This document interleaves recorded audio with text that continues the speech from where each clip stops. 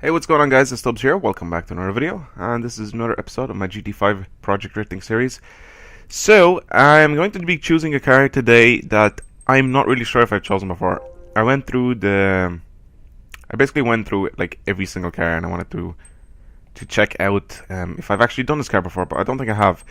We're gonna go and buy a Mercedes C63 AMG because I don't think I've done one of these before. I think I have done, like, I know I have done an SL 55 AMG, but I don't think I've done a C63 AMG. If I have, then I'm sorry, but I kind of want to do one of these cars because I feel that this is a really, really awesome car for drifting.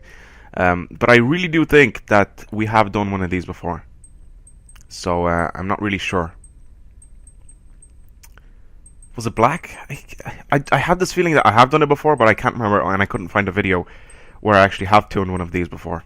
So, this is actually one of my favorite cars in this game because of the way it looks in the game. Like, they actually made it look really nice in the game itself, and it actually drifts very, very well. So, you're gonna see it drifting stock. I'm gonna buy this color because I like it. You're going to see this drifting stock the way it is. All I'm going to do is change the tires to comfort hard because that's what you should use when you're drifting. I know people are usually running in the comments, I drift with sports tires, I drift with racing tires. Yes, but you're mostly power sliding. You're not actually... You can't hold proper drifts unless you change to your comfort tires. Even comfort soft tires would work much better. But yeah, comfort hard tires are the way to go if you're interested in drifting, and if you want to drift properly. Buy comfort hard tires. Those are the ones that you should be, driving around in if you want to start drifting, if you want to do all your drifting stuff. But yeah, so let's go change the oil. Let's go see what wheels we can add, which I think we can add some pretty awesome wheels. I'm actually trying to find some new cars in the UCD so I can bring out for you guys. Like, some people are asking me to get cars that are in the UCD. They're like what you call them? They're rare cars. Okay, so I can't automatically just find a car and tune it for drifting because it just doesn't work like that. I have to wait until they actually pop up on the list, and having to refresh the list multiple times takes so long. So yeah, I will eventually get to those cars. It's just that I can't do them on the spot. Like, when the person asks, I can't just go and buy the car because it is a standard car, and you have to wait until you actually earn one to get it. So yeah, let's go change the wheels. And if I remember correctly, the last wheels are the best ones for this because they look like Mercedes wheels. So yes, I'm gonna add these on because they look pretty nice. So I think this lowered would be really, really awesome. Let's add some aero parts, see if we get anything decent.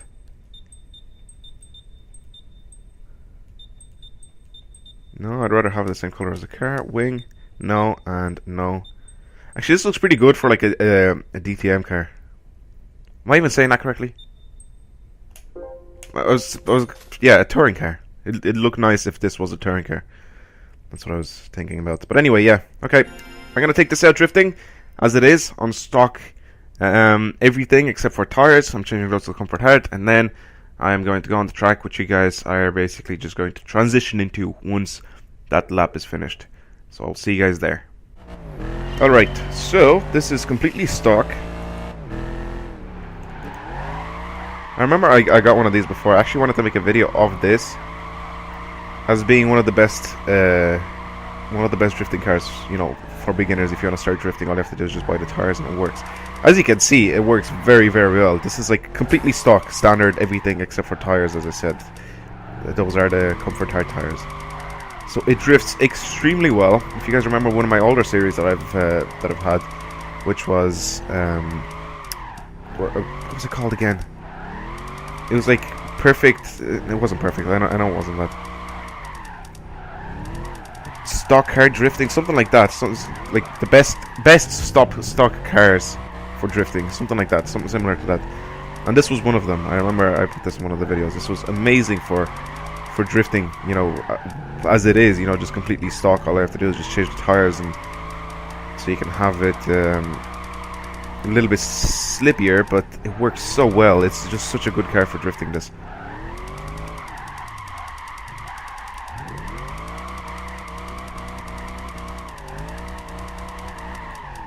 It's a very good car. So I'm not going to get a lot of points. I know that for a fact because I need my gears to be a little bit longer, and I know it's really stupid for me to say this, but I need it to have a little bit more power, because this has like 400 and something horsepower right now, but I need it to have a little bit more. Actually, I think what I need to have on this thing is stiffer suspension, because rolling about like this doesn't really help out too much, because I think the suspension is taking up a little bit too much of the force. What I need is the yeah, I need the force to go directly into the wheels, so those get a little bit more strain, you know, the wheels, and since those are comfort hard, they just end up sliding a little bit more. So yeah, now I'm gonna go tune the car, and I will see you guys back on the track again once I'm finished tuning it, and I'll show you what I've done to the car before I take it out on the track as well. So I'll see you guys there. Alright, so here we are. The car has 831 brake horsepower and 1,403 kilos. I was not expecting this to go up this high, because I never ever tuned one of my cars, like one of my 63 AMGs, to go as high as 831 brake horsepower. So I was pretty surprised when I went that high. And it's also pretty awesome. So we'll see how the setup goes. If it's too much horsepower, I can take it down a notch, but we'll have to see once we get on the track. But anyway, suspension, fully customizable suspension with this setup on it right there. It should be fine. Drivetrain, twin clutch plate, semi-racing flywheel, and the carbon pillar shaft. Transmission, I messed around with this, but apparently it changed by itself. I don't know why it changed again, but yeah. 296. I'm going to bring it to 296 because it has 800 horsepower, so bringing it down to do like 250 or something like that, it will make the... It'll basically hit the red line way too much. So it has a high RPM turbo for all of that power. Sports exhaust manifold, sports catalytic converter, and sports exhaust. I'll want to see the way it sounds, and then sports intake manifold, race gear filter, and maxed out the power and lighten the car up as much as possible. So that's pretty much it. Let's go on the track, see what it drives like. If it drives kind of shitty, we can go bring down the horsepower a little bit. But if it drives well, we can keep it the way it is and then basically do another lap or whatever. It sounds pretty shitty though.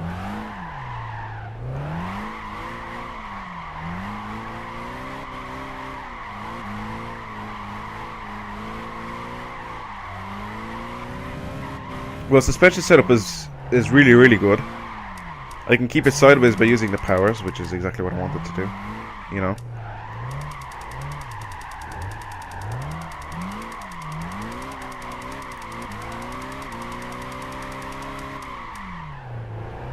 Okay, yep, too much power. Bit too much power, so bring it down to about 700. 700 would be perfect. And then we'll see what it does like. It's too much power. Like in 4th, 5th, and 6th gear, I instantly just maxed them out, so I don't see the point of having that much power. Sometimes it's useful, sometimes it isn't.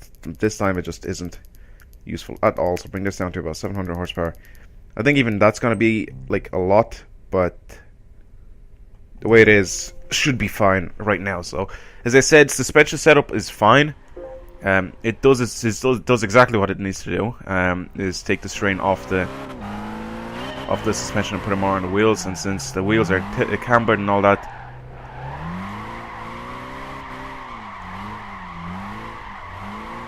okay, yeah, it drives a lot better with less horsepower. It still eats up all the gears like it's nothing though. But as you can see in 6th gear, it goes up a lot slower.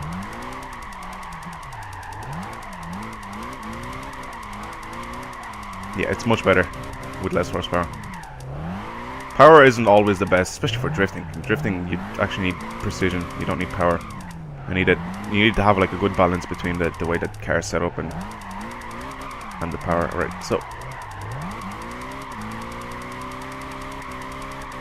using the power to get out of corners is very good. It works perfectly. You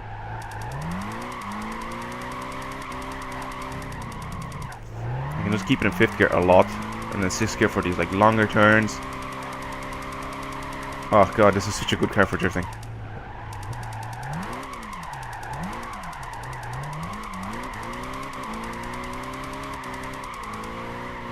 Yep, it's a very good car for drifting. Whoever gets this is gonna have a lot of fun with this thing. This is fun as hell. Here we go. See how many points we can actually get. Okay, I messed up there. That was my fault. Sorry. Didn't continue the drift.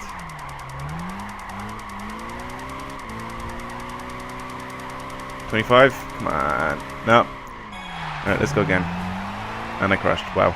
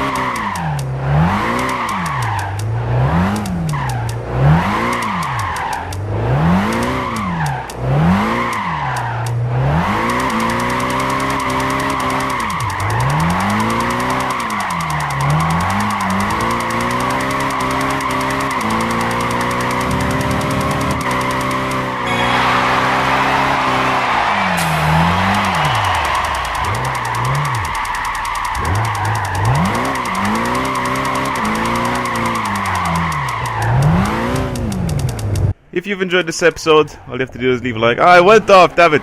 Right, anyway, if you've enjoyed this episode, if you've enjoyed that little last clip there, hopefully you can please leave a like down below, because this does help out my videos.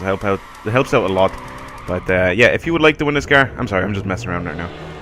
If you would like to win this car, all you have to do is leave a comment down below. You don't have to like the video to win the car. You just have to leave a comment down below, any random comment. You don't have to leave your PSN ID, because they'll contact you through YouTube. So yeah, that's pretty much it. So again, if you want to win this car, just leave a comment down below. And that's pretty much it. So I will see you guys later. If you've enjoyed, again, you can subscribe to my channel as well. I upload these videos like weekly or so. And I will be continuing on through GT6 and stuff like that. So that's pretty much it. So I will see you guys later. And that's it. Bye.